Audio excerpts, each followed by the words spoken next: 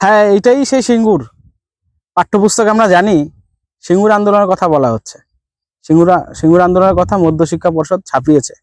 সেই বইতে একজন নেতার নামও আছে, পার্থ চ্যাটার্জি, প্রাক্তন শিক্ষামন্ত্রী পার্থ চ্যাটার্জি। কথাটা কেন বলছি, এই যে আজকে সিঙ্গুরকে যারা শ্মশান ভূমিতে পরিণত করেছে, একটি বদ্ধ ভূমিতে পরিণত করেছে, সেই শ্মশান ভূমির হোতা ছিলেন তিনি।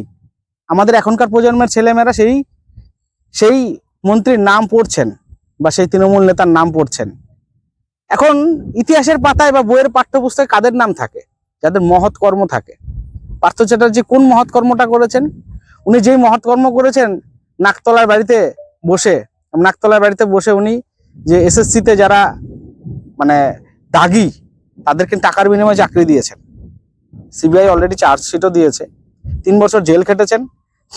তার বাড়িতে টাকার মেশিন লাগিয়ে টাকা গুনতে হয়েছে, সোনা পাওয়া গেছে, প্রচুর নথি পাওয়া গেছে এবং তার বান্ধবীকেও পাওয়া গেছে। এখন এই কথাটা কেন বলছি এই কারণেই, সিঙ্গুরের আন্দোলন, সিঙ্গুরের জমি অধিকার রক্ষা যে সেন্টিমেন্ট, সেই সেন্টিমেন্টকে ব্যবহার করে পশ্চিমবঙ্গের মানুষের সঙ্গে একটি বড় রকমের দুর্নীতি হয়েছে, বড় রকমের বিশ্বাসঘাতকতা হয়েছে। আমরা জানি রাজ্যের মুখ্যমন্ত্রী এখানে বারবার এসে প্রতিশ্রুতি দিয়ে গেছেন, না হয়েছে চাষের জমি, না হয়েছে কারখানা, কোনো কিছুই হয়নি। কিন্তু কথা হচ্ছে, ওই পার্থ চ্যাটার্জির নাম কেন পাঠ্যপুস্তকে থাকবে? আজকে পশ্চিমবঙ্গের প্রায় 40 থেকে 50 লক্ষ পরিযায়ী শ্রমিক রাজ্যের বাইরে গিয়ে কাজ, এই রাজ্যেই কাজ করতে পারতেন। তাদের ছেলেমেয়েরা হয়তো এই রাজ্যেই আছেন, তারা আমাদের সরকারি স্কুলে পড়াশোনাও করছেন এবং তারা সরকারি স্কুলে পড়াশোনা করতে গিয়ে পাঠ্যপুস্তকে তার নামও পড়ছে। তো যাদের বাবাকে বা মাকে অন্যান্য রাজ্যে গিয়ে কাজ করতে হয় পরিযায়ী হয়ে, আজকে এখানে কারখানা হওয়ার কারণে সেই লোকটার নাম পড়তে হচ্ছে তাদেরই ছেলে মেয়েকে। এর থেকে লজ্জার আর কি আছে? তো সেই কারণে আমাদের ভাবতে হবে এটাই, যে এই গোটা পশ্চিমবঙ্গে যে কর্মহীনতা, বেকারত্ব, কলকারখানা, শিল্প কলকারখানা না থাকার তার মূল কাণ্ডারি কিন্তু হচ্ছে এই মামাটি সরকারের চক্র।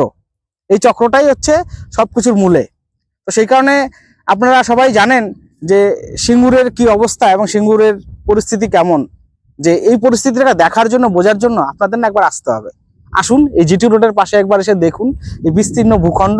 দেখলে আপনাদের মনটা জেগে উঠবে যে সত্যি তো এখানে একটা অন্য কিছু হওয়া উচিত ছিল। আর এখান থেকেই মাত্র 60 কিলোমিটার এগিয়ে গেলে বর্ধমান, 128 কিলোমিটার এগিয়ে গেলে হচ্ছে দুর্গাপুর। অথচ এই শহরই আজকে এই অবস্থা। তো সেই কারণে সবাই ভাবুন, যেমন ভাবার চেষ্টা করুন এবং সবাই একটা সংকল্প নিন। গত 34 বছর এবং গত 15 বছরে পশ্চিমবঙ্গের মানুষের সঙ্গে কতটা বিশ্বাসঘাতকতা হয়েছে। বিশ্বাসঘাতকতার জন্যই কিন্তু আমি সিঙ্গুরে এসেছি।